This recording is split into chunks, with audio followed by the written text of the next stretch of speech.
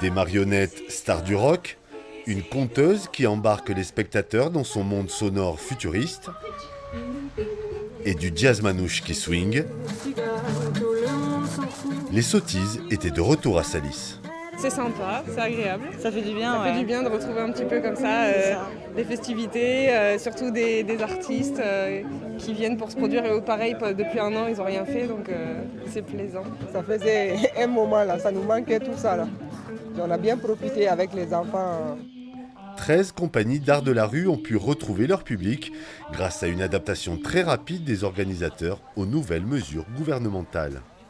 En une semaine, on a dû réinventer un petit peu notre organisation pour pouvoir mettre en place le contrôle du pass sanitaire. Mais on s'est mobilisé vraiment pour que le festival puisse avoir lieu, parce que ça nous semble vraiment primordial en fait, que le spectacle vivant puisse perdurer.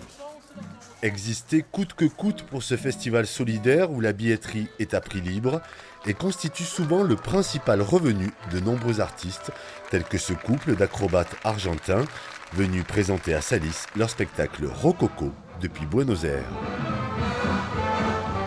Il y a presque une année que nous on a fait le spectacle devant le public. C'est un spectacle nouveau, c'est le deuxième spectacle de la compagnie, mais c'est vraiment émotionnante, je vais dire en espagnol, et de retrouver à nouveau le public. Parce que les gens, ils s'honoraient, ils sourient.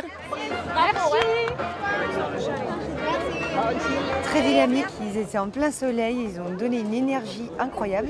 Et donc c'était tellement bien d'être là déjà. Des sottises qui donnent le sourire. Rendez-vous en juillet 2022 pour la 13e édition.